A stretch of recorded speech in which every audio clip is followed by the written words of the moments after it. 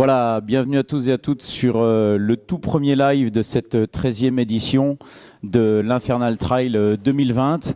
Alors, j'ai grand plaisir d'abord à vous retrouver parce que, eh bien, comme vous pouvez l'imaginer, il y a eu ces 2 dernières années un certain nombre d'incertitudes sur la possibilité de créer un événement comme celui-ci.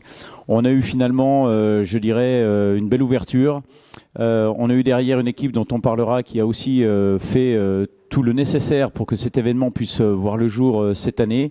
Et puis j'ai grand plaisir à retrouver à côté de moi Luc Mougel, mon ami speaker, depuis maintenant 13 éditions. Voilà. Moi, 7 ans à tes côtés, Yann. Et c'est vrai que pour moi, c'est un grand plaisir aussi de se retrouver à Saint-Nabord tous les ans avec toute l'équipe qui encadre depuis de nombreuses années, depuis le début, et principalement le nouveau président et les deux nouveaux présidents qui sont en place. Et franchement, c'est un grand plaisir de se retrouver ici. On retrouve aussi des participants qu'on connaît puisqu'il y a des locaux, et quand on fait des interviews, ce qu'on voit surtout, c'est des gens qui viennent de toute la France. Hier, je fais une interview au niveau d'une personne, d'un coureur de la Réunion qui connaissait absolument pas le massif, qui connaissait l'Infernal parce que par le biais des informations qu'il pouvait glaner. Et voilà, donc pour nous, c'est le moment fort d'une grande course au niveau vosgien et Grand Est. Voilà, effectivement, comme tu le reprécisais, l'Infernal Trail reste, je crois, le moment incontournable dans la saison du trail, notamment sur le Grand Est. Et puis, il faut signaler, comme tu l'as dit, qu'il y a une équipe qui s'est renouvelée. C'est ça aussi l'histoire d'une grosse dynamique d'équipe comme celle-ci depuis 13 ans. On se souvient évidemment de Stéphane Herey, le président historique, celui qui a fait de l'Infernal Trail une institution et qui a su derrière lui transmettre ses compétences, transmettre son savoir-faire à toute une équipe de bénévoles, et qui a finalement fait naître au sein de cette équipe de bénévoles quelqu'un qu'on connaît très bien parce qu'il était speaker avec nous il y a quelques années, Elliot Ledin. Voilà, Elliot Ledin qui est accompagné par Johan, un de ses acolytes, et qui ont pris tous deux, là, juste à la fin de l'été, la coprésidence de cette toute nouvelle institution de l'Infernal Trail. Ce qui a permis pour cette année de renouveler, et au niveau de leur comité, donc ils se sont étoffés, ils ont repris des jeunes. En l'occurrence, on a Nicolas aussi, le traceur, avec qui on a eu l'occasion hier soir de parler, qui était en stress complet puisque il a fait ce 200 km, il a tracé ce 200 km en faisant des innovations pas possibles, avec des passages au Ballon d'Alsace, avec des passages vers le haut du Taule, la Pissoire et tout ça. C'est vraiment c'est une super équipe, je pense, qui est mise en place là maintenant. Voilà, c'est ça. C'est une dynamique. Une nouvelle dynamique, et c'est très bien. On est très heureux d'en faire partie. Et puis pour lancer cette dynamique de cette 13e édition de l'Infernal Trail, eh bien, on a attrapé avec nous dans la raquette de départ, alors qu'elle était en train de se préparer, eh bien justement l'image de la jeunesse et de la dynamique avec Laura. Laura qui est avec nous. Voilà, Laura qui est une des traileuses qui va prendre le départ du 120 d'ici quelques minutes. Je regarde la montre qui n'existe pas à mon poignet, mais c'est comme quoi on est parfois marqué par des gestes habituels. Voilà, donc Laura, bienvenue avec nous sur ce plateau. Alors j'ai cru comprendre rapidement, puisqu'on s'est vu pendant quelques secondes avant le plateau, que tu n'étais pas une vraie nouvelle sur l'Infernal, que tu avais déjà une petite expérience, puisque l'année dernière tu t'étais aligné sur le 70, il me semble. Alors, quelle expérience tu en as gardé? Et puis, explique-nous un petit peu justement de cette expérience-là, ce qui t'amène aujourd'hui de passer d'un 70, qui est déjà une belle performance, à passer sur un ultra comme un 120 km. C'est l'envie de repousser ses limites, toujours plus. Et puis, découvrir de nouvelles aventures, de se challenger à nouveau. Et puis, on verra bien comment ça va se passer. Alors, les distances sont quand même très différentes, Luc. On sait qu'en termes de ressources, 70 km... ça se déroule grosso modo sur une large journée, puisque les départs auront lieu demain pour le 60. Un 120 km, c'est un peu différent. Un 120 km, il y a une grande partie de la nuit à passer. Et ça, c'est une condition que tu n'as pas encore vécue. Comment est-ce qu'on se prépare, quand c'est pour la première fois, à ce type d'effort et à ce type de conditions? J'ai été très bien préparée par mon coach, enfin notre coach Cyril, qui est actuellement aligné sur le 200. Donc ça a été des sorties nocturnes, des doubles sorties les week-ends, et de grosses séances pistes, VMA long la semaine, et puis durant des mois en progressif. Et tu t'étais donné quoi? Donc, grosso modo, je schématise, mais certainement, à l'arrivée du 70, tu t'es dit, l'année prochaine, je fais un 120, donc j'ai 12 mois. Oui, c'est ça.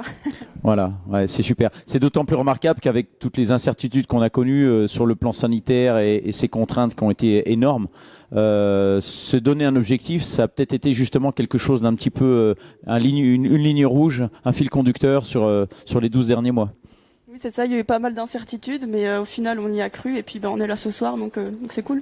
Voilà, absolument. On y a tous cru. On y a tous cru et c'est vrai que on a vécu quand même une période, on a réussi à passer entre les gouttes puisque l'année dernière on a réussi, l'Infernal a eu lieu l'année dernière et Dieu sait que c'était pas certain de pouvoir le faire. Et les conditions étaient plus compliquées que cette année finalement puisqu'il n'y avait pas encore toutes ces histoires de passe et de contrôle, on connaissait moins les choses et finalement quand je vois, j'ai eu l'occasion cet après-midi d'interviewer pour les tests, les personnes qui sont au test, pour les gens qui ne sont pas vaccinés, le pass avec la présentation du pass, tout ça. C'est vrai que il faut des bénévoles, il faut des gens qui soient conscients de ce qui va se passer. Et franchement, alors justement, j'en profitais pour parler des bénévoles, parce que s'il n'y a pas de bénévoles, il n'y a pas de course, hein, comme à chaque fois on peut le dire. Sur la préparation de cet infernal, c'était une 50aine de personnes qui ont travaillé en amont des semaines, des mois, je dirais pratiquement une année, puisque dès l'instant que c'était fini l'année dernière, je pense que le comité s'est réuni, il a fallu recréer un nouveau comité et puis tout de suite penser sur les nouveaux parcours. Après, la préparation, 50 personnes, hein, de ce qu'on nous dit, et à partir depuis hier jusqu'au dimanche soir, c'est plus de 500 bénévoles qui sont ici qu'on voit, mais tous ceux qu'on voit pas, qui sont aujourd'hui sur la route des Crêtes, à 1300 mètres d'altitude dans le brouillard par le froid, les gens qui sont aux cuisines, franchement, on peut faire un grand bravo à toutes ces personnes-là, parce que s'ils sont pas là, il n'y a pas de manifestation. Absolument, c'est une des grandes particularités de l'Infernal, c'est qu'effectivement l'ensemble de toutes ces personnes-là sont bénévoles, elles donnent de leur temps, du temps caché, des centaines de milliers d'heures cumulées à eux tous, et voilà, on ne saurait trop les en remercier. Alors on va tout de suite voir ce qui s'est passé un petit peu avec une petite vidéo rétrospective de ce qui s'est passé hier soir, puisque hier soir, quasiment à la même heure, à minuit pile, dans une ambiance de feu, a eu lieu le départ de l'Infernal 200, qui est la mythique course, évidemment, de notre organisation. Voilà, donc on va laisser toute l'équipe technique nous lancer ces magnifiques images qui ont été montées, donc, si je ne me trompe, par Chloé.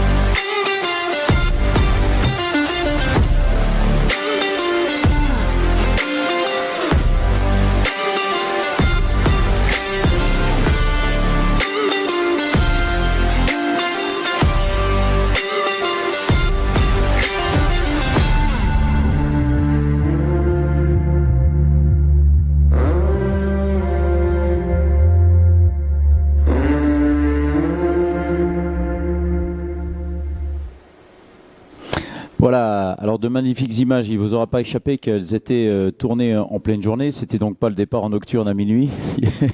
Voilà. Par contre, des magnifiques images, effectivement, réalisées, prises et montées par Valérie Angier, qui est le gérant de l'entreprise Vosges Drone. Et on était en train de se faire une remarque, tous les trois, c'est que la technologie, et notamment la technologie des drones, a énormément dynamisé les images. C'est juste absolument fantastique ce qu'on vient de voir. Et ça reflète beaucoup plus, d'une part, je trouve, pour ma part, l'environnement dans lequel nos trailers courent. Et puis, on le verra, puisqu'on aura aussi des images de coureurs dans cet environnement-là.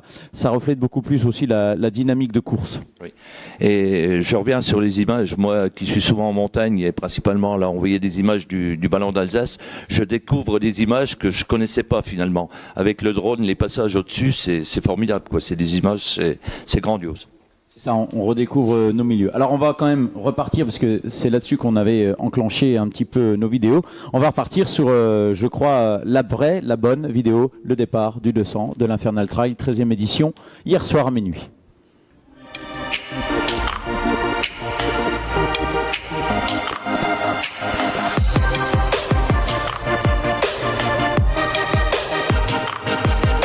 Une ovation s'il vous plaît pour ceux qui vont en tout premier lieu affronter les affres de la nuit, de la montagne, du parcours. Et Dieu sait que cette année encore, il est extrêmement compliqué. Allez, je me rapproche d'eux pour le tout premier mot des tout premiers aventuriers de la 13e édition de l'Infernal Trail.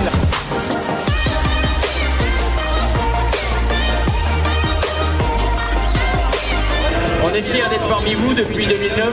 Et ce que je voudrais dire, certes, on nous fait une ovation ce soir, mais on fait simplement partie de tous les bénévoles, de tous ceux qui sont en maillot orange aujourd'hui, les années passées. Et je dirais c'est avec la plus grande sympathie qu'on vient de donner un coup de main. Et surtout, je dirais remercier tous les bénévoles qui bossent, parce qu'il y a plein de travail de l'inconnu. Et moi, je pense à tous les traceurs, à tous ceux qui ont bossé depuis 6 mois, 1 an.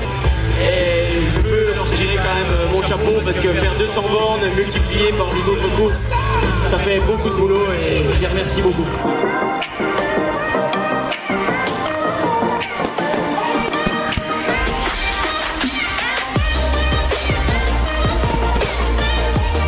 Je voudrais que tous, suiveurs, trailers et bénévoles, vous fassiez un tonnerre d'applaudissements comme jamais à ceux qui ont eu les épaules suffisamment larges pour reprendre 12 ans d'Infernal dans des conditions sanitaires qu'on connaît. Je veux tout simplement citer nos nouveaux présidents, Johan et Elliot. Voilà, on les applaudit. C'est une présidence à deux têtes. Allez, bravo pour eux. Ils ont grandi ensemble, ils ont été formés ensemble, ils ont fait partie de l'Infernal.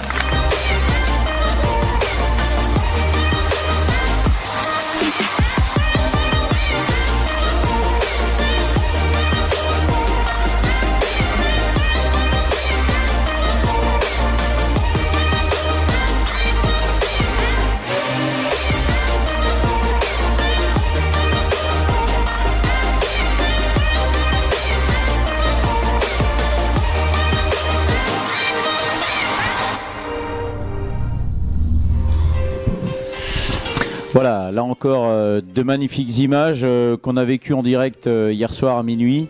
Alors je vous cache pas que ça s'est prolongé un petit peu après, parce que là on a vu les images du départ. Ensuite le stade retourne à un espèce de sommeil, on peut dire ça comme ça.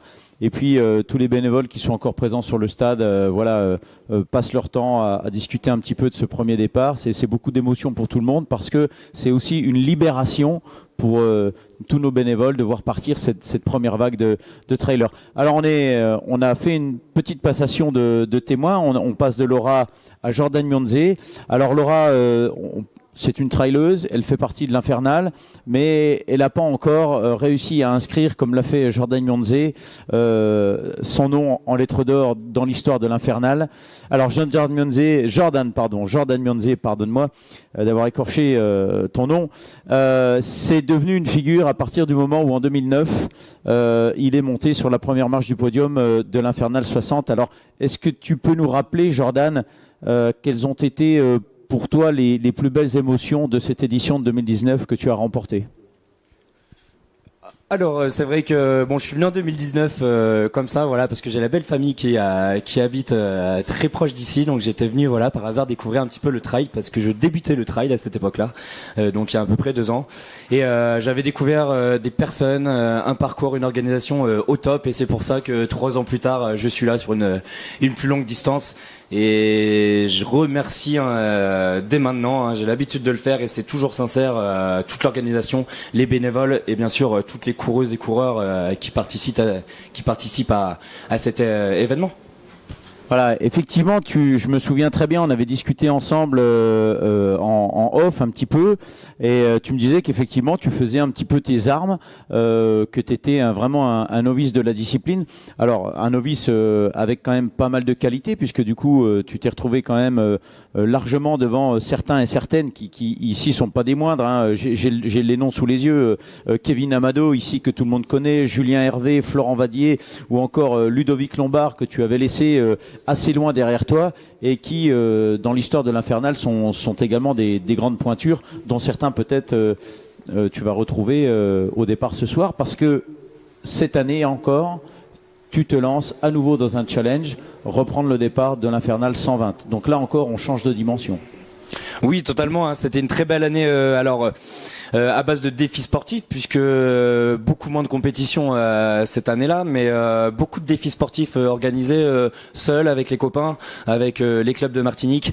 Voilà, comme un tour de Martinique mi-juillet, 280 km pour faire le tour de la Martinique, juste pour kiffer, juste pour faire partager les gens. Et pour expliquer un petit peu le concept, j'avais envoyé un mail à toutes les personnes, tous les clubs, pour ceux qui voulaient faire 5 km, 20 km, 100 km avec moi. C'était juste génial, il n'y avait pas de classement et pas de stress, juste de la découverte, du partage, du trail de la nature et de la promotion pour les clubs martiniquais.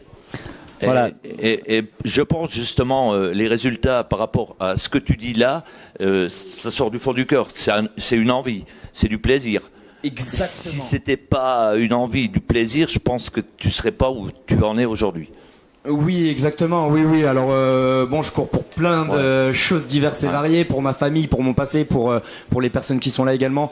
Mais voilà, ce que j'entreprends, c'est toujours avec plaisir. Je suis là avec plaisir. Je me prends pas la tête. On m'a demandé tout à l'heure. En combien de temps tu veux faire ça? Je n'ai pas de temps, je vais juste kiffer, je viens juste kiffer, préparer également le trail du Bourmont de la Réunion, mais voilà, je prends ce trail à part entière et merci encore à vous parce que j'ai croisé tout à l'heure Yann et voilà, il m'a accueilli encore une fois les bras ouverts avec le sourire et que demande le peuple? En tout cas, nous, on est content de vous revoir à chaque fois. On a, nous les speakers, énormément de plaisir à vous côtoyer. On vit un petit peu par procuration, mais quand même, dans les tout premiers instants, vos émotions au départ, à l'arrivée, c'est quelque chose qui nous fait vibrer. C'est pour ça qu'on est là tous les ans. Donc merci à vous, merci à toi en particulier, parce qu'en plus, tu es une personne d'une grande jovialité, ça se voit. Voilà, et c'est toujours un plaisir d'échanger avec toi. Voilà. Merci Jordan, on va pas te garder plus longtemps parce que je sais que 120 ça se prépare quand même un peu et que d'ici je crois moins de 20 minutes il va y avoir le contrôle des sacs, moment très important pour le départ du 120 bien sûr, et puis derrière à 23h40 23h45 le briefing de pré-départ. Là c'est quelque chose de très officiel, on revient sur de la réglementation, les exigences pour faire en sorte que vos 120 km se déroulent dans les meilleures conditions de sécurité pour tout le monde. L'idée c'est quand même de vous retrouver tous à l'arrivée, juste qui est derrière nous, voilà, qu'on ne voit pas mais qui est à quelques mètres derrière nous, et ben demain, tout simplement. Yes, très belle course à toutes et à tous, que ce soit les bénévoles, l'organisation et puis toutes les coureuses et coureurs. Merci à toi et bonne course. Yes. Moi, je voudrais, on a parlé des bénévoles tout à l'heure, je voudrais rendre un hommage quand même à un patron de cet infernal, c'est Stéphane Herey, qui est derrière. On le voit pas, Stéphane, souvent il est très discret, mais si Stéphane n'avait pas été là avec toute l'équipe, et Dieu sait qu'on en voit encore ce soir, merci à lui, merci à son équipe qui a osé organiser toute cette belle manifestation. Tu as tout à fait raison, il faut toujours rappeler un petit peu le passé pour voir loin vers l'avenir. Voilà, merci Jordan. On va te laisser à tes préoccupations de partant de ce 120. Et puis on va retrouver, si je ne me trompe, un duplex Alors, je ne sais pas exactement où se trouve le duplex qui va nous être proposé, mais en tout cas, je vois celui qui va s'en occuper avec nous, pardon, et non, avec moi effectivement, parce que Luc doit repartir pour d'autres missions, donc justement sur le stade, et on va laisser la parole justement au collègue qui est en duplex, qui va nous expliquer où il se trouve.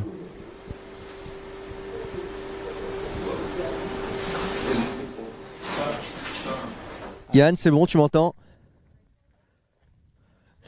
Impec. Écoute Yann, on est ici à l'auberge Le Hague. Donc on est en Alsace. On est au kilomètre 110 du parcours. On a les premiers coureurs qui sont arrivés tout à l'heure à 15h54, le premier exactement. J'ai quelques images à vous montrer justement sur ce coureur. Et après on refera une petite interview sur les coureurs présents à cette heure-ci, s'ils veulent bien me répondre. Et on interrogera un peu le patron ici du ravitaillement. Et ce sera avec plaisir.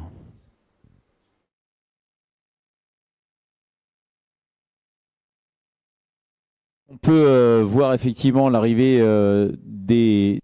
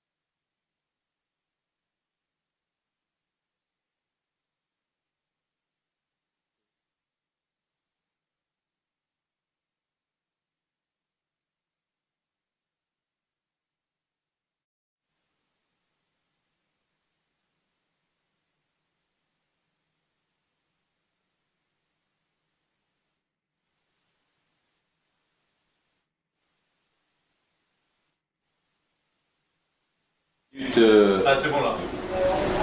Après quelques minutes à se ressourcer, eh bien, c'est à nouveau le départ.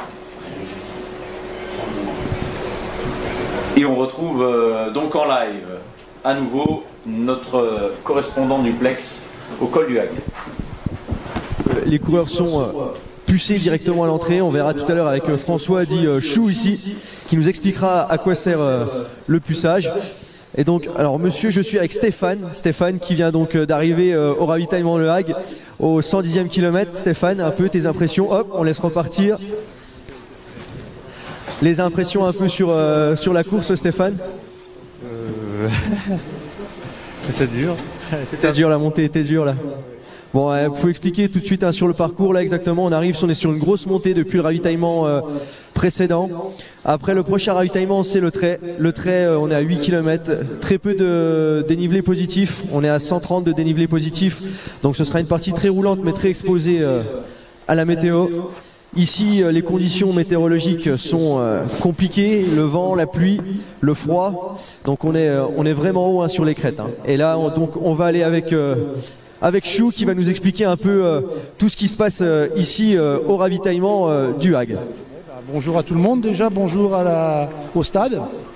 Donc là on est au Hague, on est chez Nicolas et Pauline qui nous accueillent tous les ans depuis maintenant que le 200 existe.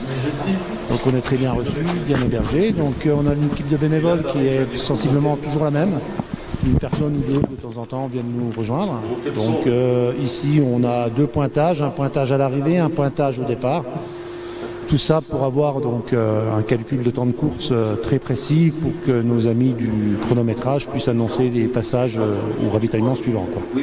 Donc voilà, comme vous le voyez, les conditions ne sont pas tip-top, mais on essaye de faire au mieux.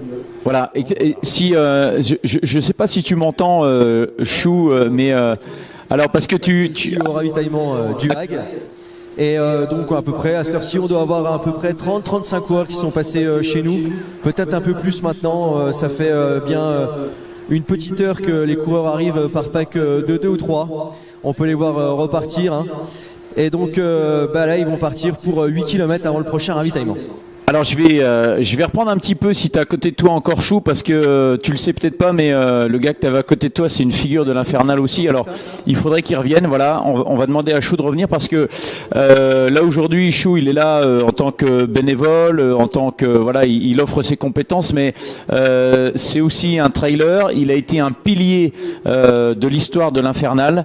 Voilà, parce que il était aux côtés eh bien de Stéphane Herey dans les tout premiers moments de cette histoire, et je voudrais qu'on revienne avec lui à la fois sur les tout premiers moments de l'histoire de l'Infernal et puis sur ses tout premières expériences de trailer, parce qu'il est lui-même aussi trailer et pas n'importe lequel.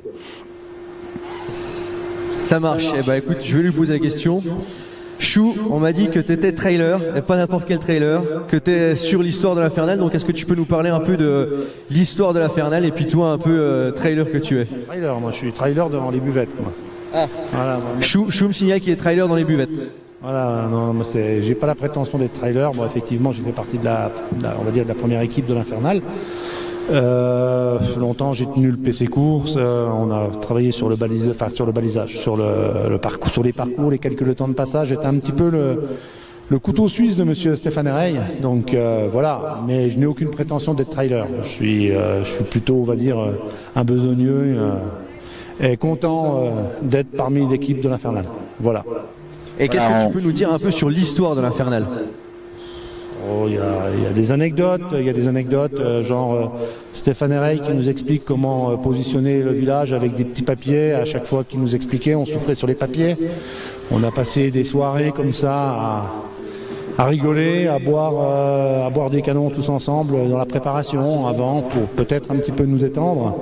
Mais c'est vrai que on a eu aussi un gars qui nous a débalisé l'Infernal pendant pratiquement 70 km où Fred Villemain a été obligé de courir derrière et on l'a attrapé au-dessus de Saint-Nabord. Bon, l'envie nous est venue presque de le taper et puis on s'est rendu compte que c'était pas la peine, quoi. Voilà, bon, plein de choses comme ça, mais bon, c'est vrai que c'était une aventure pendant pratiquement 10 ans. Ça reste une aventure pour nous en tant que bénévoles et on félicite, enfin en tout cas je félicite les jeunes d'avoir repris le flambeau et de l'avoir bien repris. Voilà, merci à tout le monde. Voilà, merci à toi Chou. Et voilà, on va être obligé de te quitter pour revenir sur eh bien la réalité du stade, parce que tout simplement Luc Mougel a quelques consignes impératives à donner et on va lui laisser la parole. Donc le duplex va repartir du côté du stade avec Luc Mougel et notamment les consignes sur qu'est-ce qu'on met dans un package dans le bag qu'on va avoir dans le dos sur 120 km pour parer à toutes les avaries et à tous les éventuels incidents qui peuvent arriver sur un 120 km. Voilà, donc on retrouve Luc Mougel du côté du stade. Oui, donc on appelle l'ensemble des trailers 120 km à rejoindre la raquette de départ de manière à vous faire le contrôle des sacs. On vous demandera de vous presser, s'il vous plaît, de manière à ce que les bénévoles puissent contrôler votre sac. Donc, je vous rappelle, à l'intérieur du sac doit se trouver une lampe frontale en état de marche, bien entendu, un jeu de pile de rechange pour votre frontale, le téléphone mobile, bien entendu, chargé avec un numéro de secours impératif qui doit être enregistré à l'intérieur. Je vous rappelle le numéro de secours, le 06 13 08 50 32. Je rappelle le numéro 06 13 08 50 32. Une bande élastique adhésive, une couverture de survie, une veste imperméable permettant de supporter le mauvais temps, et en l'occurrence, ça pourrait être le cas. Des boissons, une boisson de contenance minimum d'1 litre, qui soit dans une poche, un bidon ou une ceinture, des réserves alimentaires et impératif, le sifflet qui peut vous servir pour en cas de secours. Donc tous les trailers, s'il vous plaît, du 120, vous êtes priés de nous rejoindre pour le contrôle des sacs impératif, départ dans une trentaine de minutes. Donc venez nous retrouver. Je vous rappelle encore une fois, lampe frontale en état de marche, jeu de pile de rechange pour la frontale, téléphone mobile, 48 heures d'autonomie, numéro de secours à mémoriser 06 13 08 50 32, une bande élastique élastomère, une couverture de survie, une veste imperméable, une boisson contenant minimum d'1 litre, réserve alimentaire et le sifflet en cas d'incident, de manière à ce que vous puissiez avertir vos autres concurrents. Donc venez vite rejoindre au niveau du départ, s'il vous plaît, contre les secs.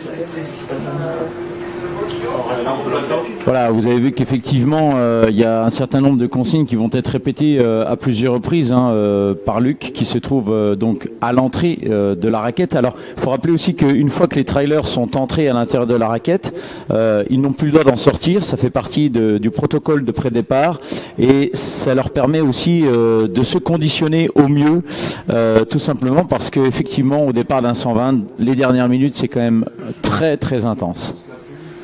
Voilà, on me fait signe qu'on va lancer le petit jingle pub. Voilà, donc on se retrouve tout de suite après le jingle. Merci. 3 minutes 50.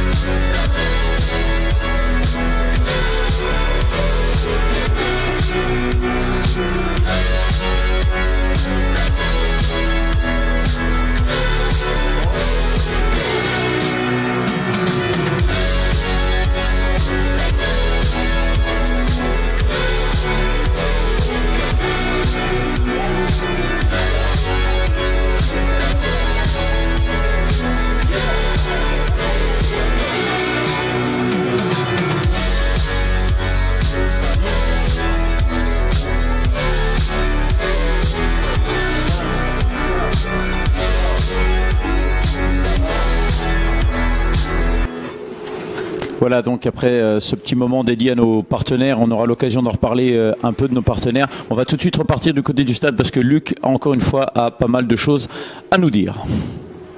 Amis trailers, donc on vous attend sur la raquette de départ pour le contrôle des sacs, c'est urgent. Ceux qui se trouvent sous le chapiteau, dès l'instant que vous nous entendez, venez nous rejoindre. Donc je vous rappelle ce que vous devez avoir au niveau de votre sac, au niveau du contrôle. Une lampe frontale, bien sûr en état de marche. Un jeu de pile rechange pour cette lampe. Le téléphone mobile chargé, bien entendu, avec le numéro de secours mémorisé. Je vous rappelle le numéro de secours, le 06 13 08 50 32. La bande adhésive élastique, la couverture de survie, une veste imperméable qui vous permet de supporter éventuellement le mauvais temps, une boisson d'un minimum d'1 litre de contenance, une réserve alimentaire et le sifflet par mesure de sécurité si vous arrive quelque chose, de manière à pouvoir appeler un autre concurrent. Donc vous êtes appelé de toute urgence pour le contrôle des sacs, de manière à ce que vous puissiez rentrer au niveau de la raquette. Alors c'est, vous l'avez vu, un moment un peu critique toujours sur ces départs, sur ces gros départs, sur les ultras, sur le 200, sur le 120, parce que effectivement ça conditionne beaucoup dans ce package la prévention de ce qui pourrait arriver. Luc a parlé du sifflet. Un sifflet, ça a l'air de rien, mais un sifflet quand on est en pleine nuit, qu'on a été détourné du chemin, qu'on est un peu perdu, qu'on est tombé dans un pierrier et qu'on n'arrive pas à se dégager alors même que les autres concurrents passent 10 mètres au-dessus, bah, le sifflet, voilà, ça sauve une vie. En tout cas, ça permet au trailer qui est dans la difficulté de se faire connaître rapidement et que l'information soit transmise. Donc c'est tous des petits détails, mais c'est dans le détail qu'on voit la qualité de la préparation de l'équipe de l'Infernal. Et c'est à cette occasion-là, au moment du contrôle du sac, qu'on voit la rigueur et le dévouement de nos bénévoles. Voilà, donc on va donc normalement il doit y avoir, je crois, un deuxième invité. Que l'on n'aura pas.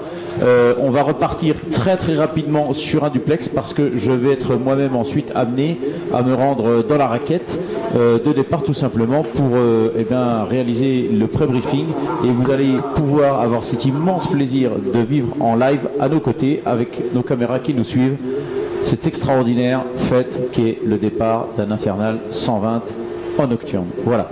Donc alors le duplex, on va lancer, j'attends la consigne des techniciens qui sont à mes côtés.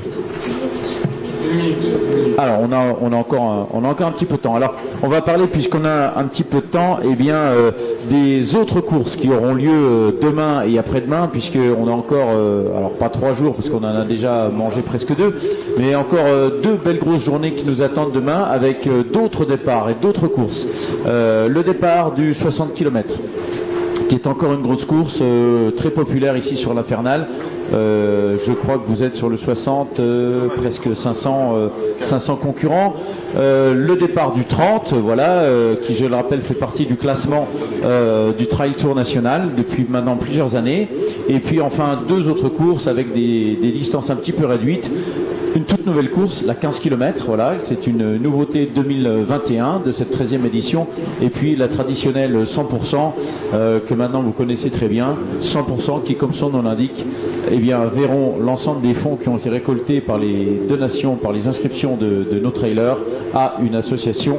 Voilà, on en parlera plus avant, puisque courir c'est bien, courir utile c'est mieux. Si on peut en courant récolter des fonds pour une cause qui est juste, qui est belle, qui est humaine, c'est ce que s'efforce de faire toute l'équipe de l'Infernal Trail depuis maintenant 13 ans. Voilà, donc on aura l'occasion d'en reparler.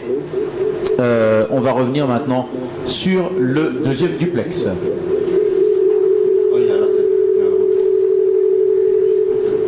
Alors, est-ce que tu m'entends ? Ouais, voilà, je crois que Julien nous entend. Ouais, impeccable. Yann, écoute, je suis rentré du coup à l'intérieur du ravitaillement du Han. On est avec nos hôtesses qui s'occupent à merveille de nos coureurs depuis tout à l'heure. Et là, je pense avoir trouvé le Benjamin du groupe sur ce 200. Je suis avec Flo qui est là donc au ravitaillement. Flo qui va nous parler un peu de la course. Flo, comment tu t'es senti sur cette course pour l'instant ? J'ai trouvé les 40 premiers kilomètres vraiment très très durs. Après, la perte de vue m'a fait beaucoup de bien. J'ai été en forme jusqu'à Rabac. Et depuis Rabac, ça commence à se dégrader pas mal. Alors j'ai appris qu'il y avait des bases de vie supplémentaires à Saint-Marin puis à Rochesson. Alors ça c'est vrai que c'est motivant pour la soirée pour aller essayer de... faut juste que Luc il enchaîne. Ok, ben voilà, Flo, je pense le plus jeune de cette course qui est avec nous en ce moment en train de se ravitailler avec les petits céréales. On est jeune, hein, on prend des céréales. Donc il avait amené sa petite boîte de céréales avec lui dans le sac. Donc je lui souhaite finalement de finir cette course et de prendre encore beaucoup de plaisir, parce que tout à l'heure il me disait en off qu'il prenait beaucoup de plaisir sur cette course, que sur il y a des heures où il prenait vraiment du plaisir. Et puis je souhaite bon courage aux autres participants qui sont là de finir cette course. On a eu pas mal d'abandons déjà, beaucoup de coureurs qui ne passeront pas ici au ravitaillement du Han. Mais en tout cas, pour tous ceux en course, en tout cas, je leur souhaite beaucoup de courage. Les conditions météorologiques ont l'air de s'améliorer un petit peu à cette heure-ci. On verra bien si sur la crête, ça souffle encore ou pas.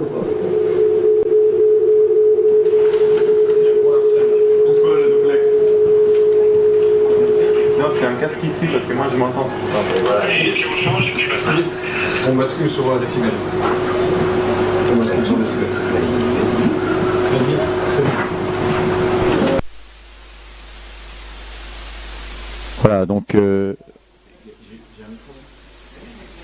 Voilà, donc on voit bien que les conditions climatiques là-haut sont pas tout à fait les mêmes que celles qu'on a sur le stade. Ici, c'est plutôt clément, et c'est là aussi où on voit la grande différence entre ce qu'on appelle le haut du massif, la partie montagneuse avec les crêtes, et puis le bas des vallées où l'on est actuellement, où il fait quasiment une chaleur, j'allais dire, de fin d'été.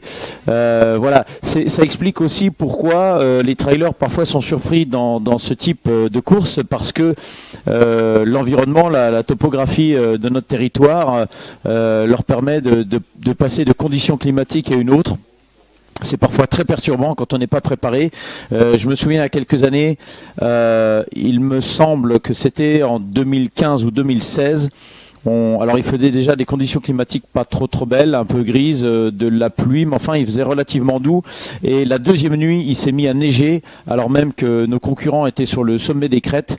Et ça a été l'hécatombe, parce que quand on part et qu'il fait entre 15 et 20 degrés, et qu'en pleine nuit, d'un seul coup, il se met à faire 2, 1, 0, et qu'on doit affronter, alors bien sûr, ils partent avec un petit package, mais bon, je peux vous dire qu'ils partent pas avec un bonnet, une polaire, des gants, une écharpe. Donc voilà, il y a eu parfois quelques surprises énormes sur les conditions climatiques, et l'on verra d'ailleurs déjà entre cette nuit et demain matin que le temps, les caractéristiques du massif vosgien et de sa météo feront certainement encore quelques déçus.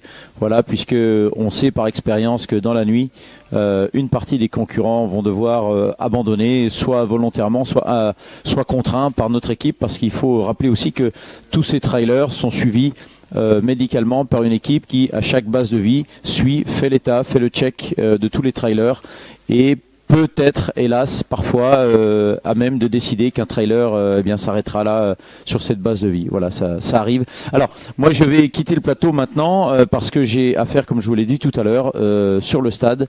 On va vivre ensemble toute la montée en puissance d'un départ d'un Infernal 120. Voilà, à tout de suite.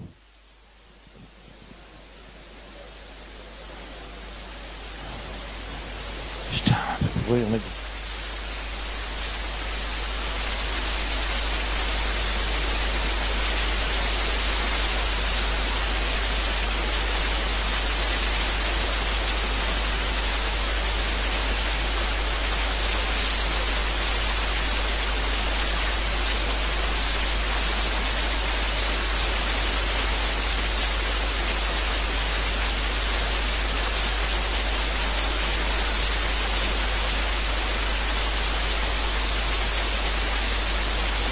Donc, je me retrouve avec du son et sur l'aire de départ. Donc, rappel important, les derniers trailers là qui vous trouvez du côté de la buvette, du côté du chapiteau, venez vite nous rejoindre.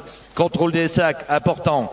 téléphone, n'oubliez pas, téléphone, numéro de secours numérisé, veste de secours, trousse, la trousse de secours, important, oui, et le sifflet. Donc venez vite nous rejoindre sur l'aire de repas pour le contrôle des sacs. Alors moi, je me trouve juste à côté de 5 trailers. On a Dylan, on a Damien, on a Nicolas, on a, j'ai pas le prénom, je sais pas, comment? Mika, et puis Jean-François. Bon les gars, vous venez de où? Allez, on va demander à Damien. De Reims. Reims aussi. Reims aussi. Ah oui, c'est tous les potes là. Reims. Et puis il y a un intrus. Strasbourg. Strasbourg, tout à fait à l'opposé. Bon les gars, la préparation, est-ce que vous êtes déjà venus ici à Saint-Labor? Oui, j'ai fait le 120 en 2019. Ouais, moi je suis un habitué, c'est mon chouchou, donc j'ai fait 17, 18, 19. Alors comment vous voyez cette course?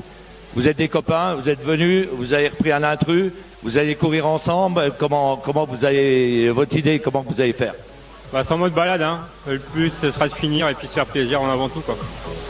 Oui, chacun sa course et être finisher à la fin. Et le principal c'est de terminer. Alors essayer de faire en sorte qu'ils ne perdent pas et puis finir.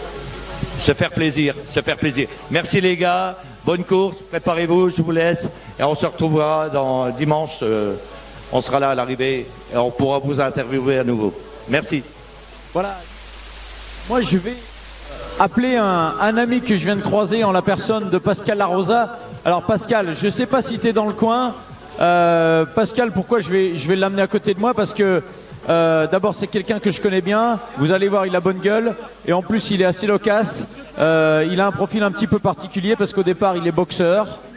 Voilà, il va nous expliquer comment on passe du statut de boxeur à statut de trailer débutant. Et pour finalement, quelques années plus tard, s'annoncer sur un départ de 120. Alors Pascal, on est voisins, hein, on habite l'un en face de l'autre, donc je le vois s'entraîner depuis plusieurs années, un petit peu, un peu plus.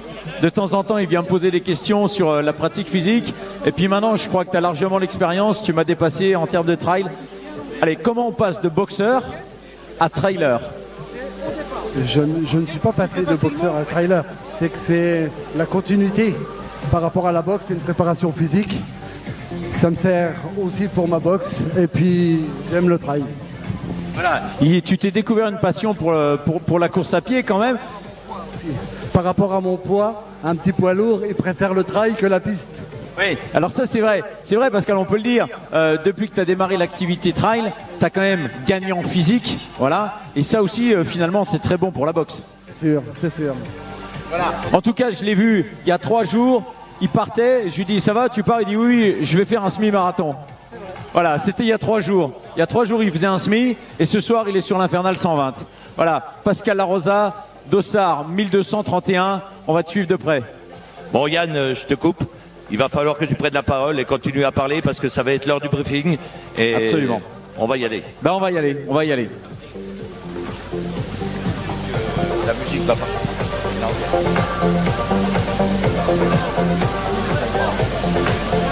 Et puis il y a la musique, il y a...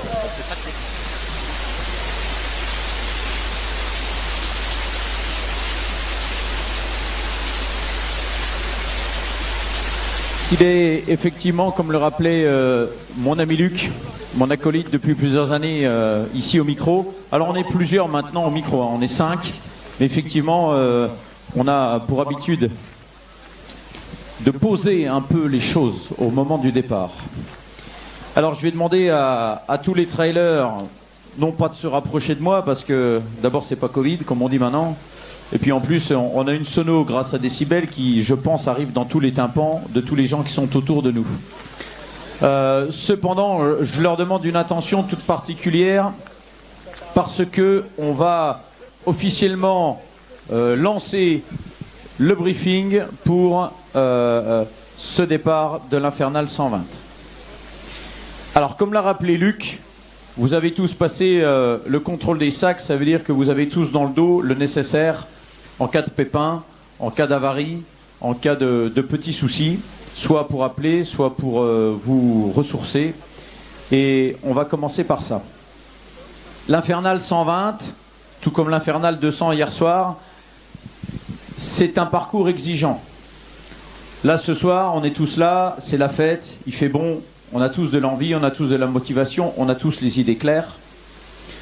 Dans quelques heures, les conditions sont différentes. Et quand je dis dans quelques heures, c'est même dans quelques minutes. Puisque sorti du stade, vous allez voir qu'effectivement, on a beau être nombreux, on est seul dans son effort, on est seul à prendre des décisions.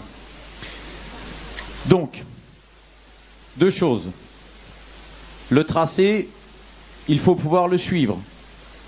Et pour pouvoir le suivre, il faut respecter ce que je vais vous dire. Il y a un balisage spécifique au parcours du 120 tous les 50 mètres. Tous les 50 mètres. Si au-delà de 50 mètres plus loin, c'est-à-dire 100 mètres, il n'y a pas de balisage, il n'y a pas de question à se poser, on fait demi-tour. C'est absolument impossible. Donc, 50 mètres plus 50 mètres sans balisage, vous n'êtes pas sur la trace. Alors attention, parce que une heure avant vous sont partis les trialistes. Vous avez peut-être tous enregistré sur vos montres le tracé idéal. Peut-être que eux, pour une raison qu'on ne connaît pas, sont en train de modifier très légèrement le parcours. Là-haut sur les crêtes, il est en train de tomber des cordes, ça a pu raviner, etc. Donc, faites confiance au balisage. Faites confiance au balisage. Vos technologies, aussi contemporaines qu'elles soient et aussi efficaces soient-elles, ne sont pas aussi efficaces que le balisage qu'on a mis et qu'on a vérifié juste devant vos traces. Voilà, ça c'était la première chose. Ensuite, on va revenir sur cette histoire de trace. La trace, elle traverse le massif vosgien. Une grande partie du massif vosgien est classée depuis plusieurs années Natura 2000. Pour obtenir le passage de vos baskets sur ce massif Natura 2000, on doit faire énormément de démarches, notamment en préfecture, auprès de l'ONF, auprès de l'ensemble des associations de protection de l'environnement qu'on salue, à qui on doit montrer patte blanche. Ça fait 13 ans qu'on montre patte blanche, c'est grâce à vous. Grâce au fait qu'à la fin de l'Infernal Trail, il n'y a plus une seule trace des quelques 3000 concurrents qui sont passés sur le week-end. Voilà, donc soyez très vigilants autant que possible, s'il vous plaît, au petit papier que vous laissez quand vous prenez une barre de céréales et qui peut tomber par mégarde, et on le comprend tout à fait, hein, qui peut tomber par mégarde. Voilà, vérifiez avant de partir qu'il n'est pas tombé par terre, vérifiez que vous n'avez pas laissé un petit shooter ou un petit warm-up en plastique au bord du talus, là où vous vous êtes arrêté pour vous ressourcer. Ce sont des petits détails, mais qui, je vous assure, pour l'ensemble de l'organisation et pour vous, font des grandes possibilités. Donc ça, c'est très important, il faut avoir une éco-attitude. On traverse un massif qui est classé, qui est magnifique. Le tracé vous le montre, on cherche à le vous montrer justement, toute la beauté de ce massif, Luc, hein. Et je pense qu'il est très très important. Le meilleur respect qu'on puisse avoir pour ça, c'est de ne laisser aucune trace de notre passage ici. Autre condition aussi de cet Infernal 120, vous allez traverser des bases de vie. Sur chaque base de vie, il y a des bénévoles qui sont là à vos côtés pour tous vos besoins. N'hésitez pas à les solliciter, ils sont là pour ça, ils se dévouent pour ça. Donc individuellement, vous avez droit à toute l'attention nécessaire, y compris à l'attention d'un staff médical si vous en avez besoin. Voilà, ça c'est très important.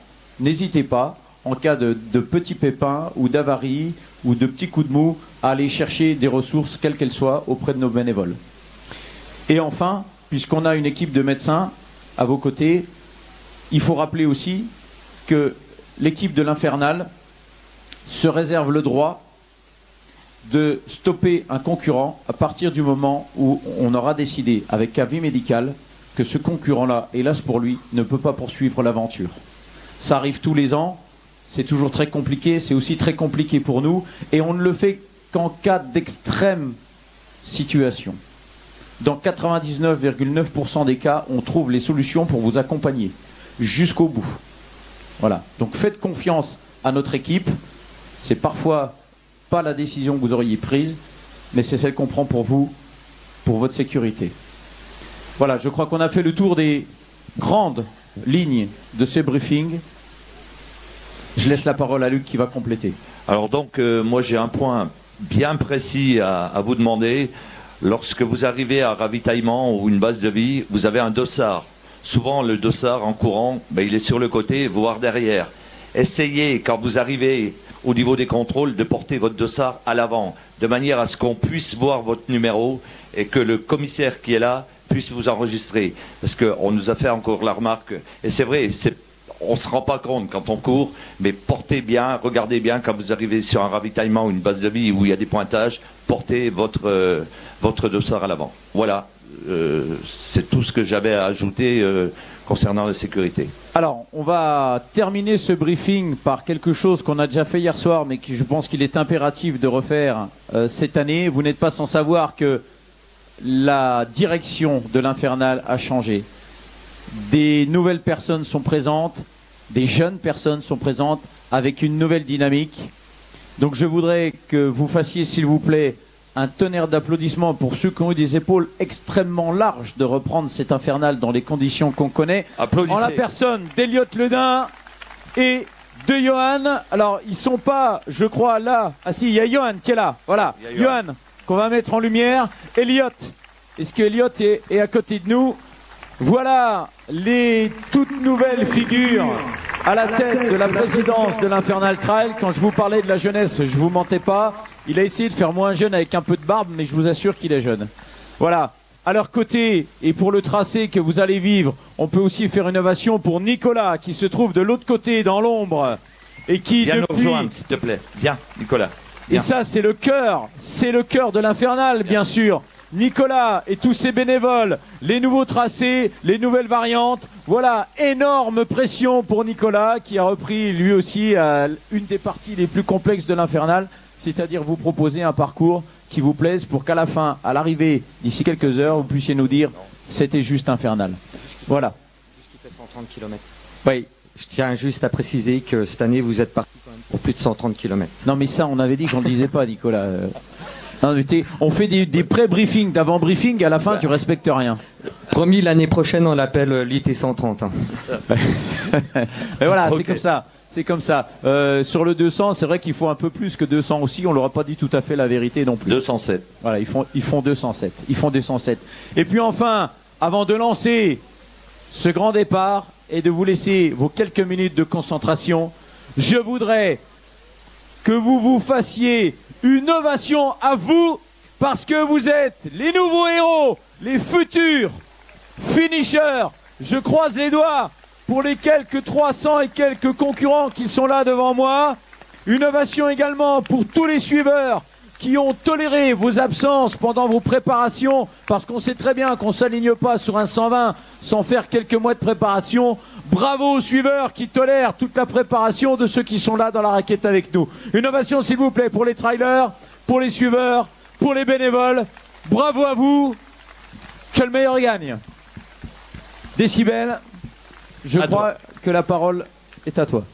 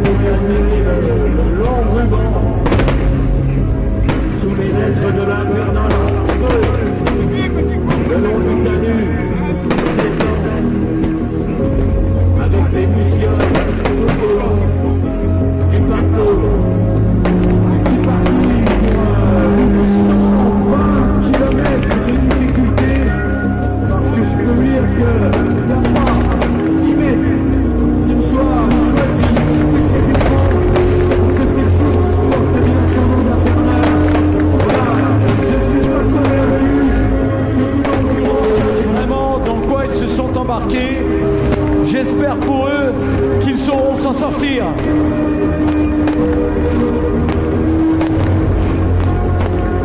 Amis publics qui vous trouvez sur le talus, encouragez-les, tapez dans les mains. Ultime moment de faire un encouragement.